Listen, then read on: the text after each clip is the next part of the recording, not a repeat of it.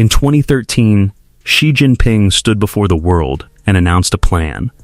Most governments listened politely and moved on.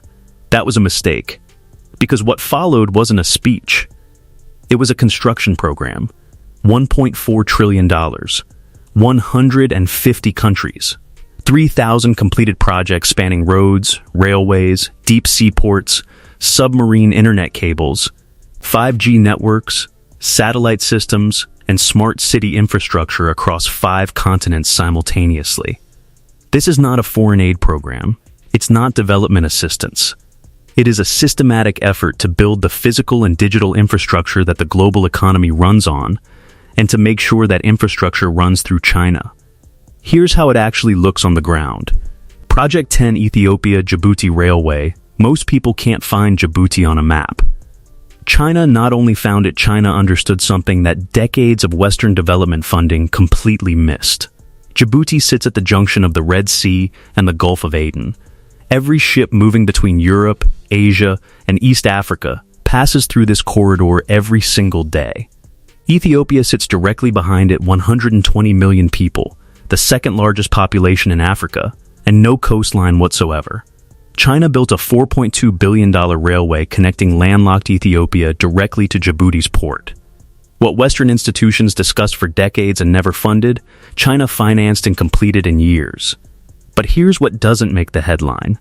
The same year the railway opened, China established its first ever overseas military base right next to it, in Djibouti. America already had a base there. Now China does too. The railway brought trade. The base brought something else entirely. Project 9, the Peace Submarine Cable. You can't photograph it. You can't protest about it. It runs silently across ocean floors, and most people have no idea it exists. Peace Pakistan and East Africa connecting Europe is a 15,000-kilometer undersea cable network linking Asia, Africa, and Europe, built by China. By 2025 to 2030, China is projected to own, operate, or supply 20% of the world's undersea cables. That means 20% of global internet traffic passing through Chinese-built infrastructure, invisibly, every single day. Geopolitical analysts consistently rank this among the most consequential long-term moves in the entire Belt and Road Initiative, not because anyone can see it, but precisely because no one can. Project 8 Khorgos Gateway. Kazakhstan, no ribbon-cutting ceremonies. No global headlines. Just thousands of containers moving every day through a dry port on the China-Kazakhstan border that most of the world has never heard of. Khorgos is the central node of China's overland trade route to Europe. Goods loaded here reach Germany and the Netherlands in 10 to 15 days by rail. The same journey by sea takes 45 days or more. That gap isn't just a logistics advantage, it's economic leverage. Every container that moves through Khorgos moves on China's timeline, through China's infrastructure. Europe receives it. China built it. Project 7 Mombasa-Nairobi Railway. Kenya needed a railway connecting its Indian Ocean port to its capital. For decades, Western development institutions discussed it, funded studies, held meetings, and wrote reports. Nothing got built. China arrived with $3.8 billion, 90% financed by China's Exim Bank, and built it. The standard gauge railway from Mombasa to Nairobi cut transport times and costs for every ton of goods moving inland from the coast. The debt servicing costs remain a serious challenge for Kenya, and that shouldn't be glossed over. But the railway runs, and China's influence in East Africa runs with it. Project 6 Jakarta Bandung High-Speed Railway. Indonesia, Japan wanted this contract. Japan competed aggressively for it. Japan lost. China built Southeast Asia's first high-speed railway, cutting travel time between Jakarta and Bandung from over 3 hours down to 40 minutes. China delivered faster. China delivered cheaper. No competitor could match either number simultaneously. The signal sent to every infrastructure ministry across Southeast Asia was impossible to misread. When it comes to building at scale and at speed, China currently has no peer. Japan had been building railways across Asia for decades. China entered and won the region's biggest contract within years. Project 5 China-Laos Railway. Laos is one of the poorest countries in Asia. Landlocked, isolated, and crossing it by road used to take a full day. China built a $6 billion railway in 2021 and cut that journey to 2 hours. For a country that size, 2 hours isn't just faster travel, it's access to markets, access to trade, access to regional economic networks that were simply out of reach before. But here's the other side. BRI-related debt pushed Laos's external debt to a 130% of GDP. Inflation exceeded 40%. A severe currency crisis followed. China restructured portions of the debt in 2023. Laos got connectivity. The question that defines the entire Belt and Road debate sits right here: at what cost? And on whose terms? Project 4 Chancay Megaport, Peru. In November 2024, Xi Jinping personally inaugurated a brand new deep-water megaport in Peru. President Biden was also in Peru that same week at the same APEC summit and watched it happen from across the room, in America's own hemisphere. China had just opened a flagship port, $3.4 billion, 1 million containers annually. Pacific crossing time cut from 45 days to 20. Shipping costs down 30%. Xi cut the ribbon. Biden watched. America invented the concept of projecting power through trade and investment. In 2024, China did it in America's backyard, in front of America's president, and America had nothing to open.